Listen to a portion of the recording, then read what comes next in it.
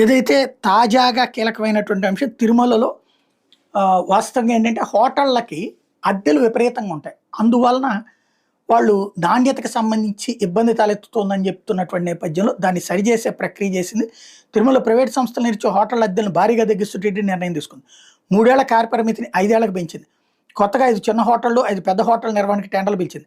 టెండర్దారు తప్పనిసరిగా హిందూ అయి ఉండాలని, 10 హోటళ్లు నడుపుతూ ఉండాలని, ఈ రంగంలో 5 ఏళ్ల అనుభవం ఉండాలని నిబంధనలు విధించింది. ఈ నెల 23న ప్రారంభమైన ఈ టెండర్ ప్రక్రియ జూలై 19వ తేదీన ముగుస్తుంది. అదే రోజు సాయంత్రం డిప్ ద్వారా లైసెన్స్దారుల ఎంపిక పూర్తవుతుంది. నెలకు 12.99 లక్షలుగా ఉన్న సప్తగిరి హోటళ్ల అద్దెను 9.75 లక్షలకు తగ్గించగా, కౌస్తుభం హోటల్కి 16.2 లక్షల నుంచి 12.15 లక్షలు తగ్గించారు. జనతా క్యాంటీన్లుగా పిలిచే ఎంఎంటీ క్యాంటీన్కి 5.05 లక్షల అద్దెను 3.8 లక్షలు, పిఎస్సి నార్త్కి 4.1 లక్షలని 3.1 లక్షకి, హెచ్విసికి 3.33 లక్షల నుంచి 2.5 లక్షలకి, పిఎస్సి